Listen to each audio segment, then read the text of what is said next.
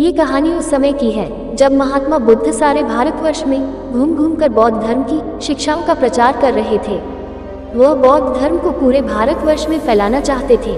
धर्म प्रचार के चलते वे अपने कुछ अनुयायियों के साथ कुछ गांव में घूम रहे थे।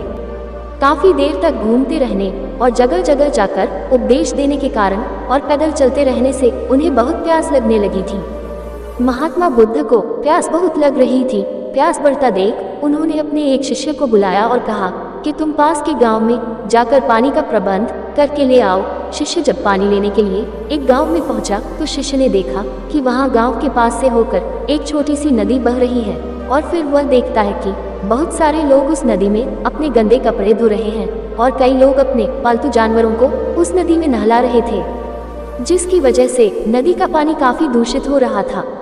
शिष्य को नदी का दूषित पानी देखकर बहुत बुरा लगा। फिर उसने सोचा, गुरुजी के लिए मैं ये गंदा पानी कैसे ले जा सकता हूँ और यह उचित भी नहीं रहेगा। गंदे पानी की वजह से उसे खाली हाथ बिना पानी के ही लौटना पड़ा। फिर उनके शिष्य ने आकर उन्हें वो सारी बातें बताई। इधर महात्मा बुद्ध को प्यास बहुत ज्यादा सता रही थी और प्यास की वजह से उनका गला सूख रहा था। फिर उन्होंने दोबारा पानी लाने के लिए अपने दूसरे शिष्य को भेजा और वह शिष्य उनके लिए पानी का प्रबंध करके एक बाल्टी पानी से भर लाया। ये सब देखकर महात्मा बुद्ध थोड़ा सोचने पर मजबूर हो गए। उन्होंने अपने शिष्य से कहा कि गांव के पास वाली नदी में बहने वाला पानी तो गंदा है, फिर तुम ये पानी कहाँ से लेकर आए हो?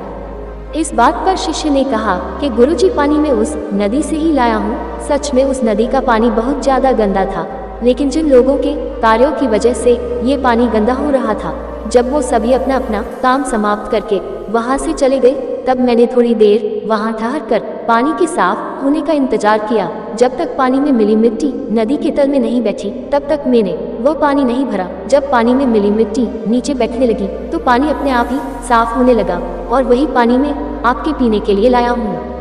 महात्मा बुद्ध अपने शिष्य का ये जवाब सुनकर बहुत प्रसन्न हुए और अन्य सभी शिष्यों को एक शिक्षा दी कि हमारा जीवन भी एक नदी के पानी जैसा ही है। अपने जीवन में अच्छे कर्म करने से यह हमेशा शुद्ध बना रहता है, लेकिन कई बार हमारे जीवन में ऐसा वक्त भी आता है जब हमारा जीवन बहुत दुखों और बड़ी बड़ी समस्याओं से घिर जाता है और ऐसी स्थिति में हमारा जीवन भी पानी की तरह ही गंदा लगने लगता है। हमें अपने जीवन में कभी भी अपने दुखों को देखकर अपना साहस नहीं खोना चाहिए।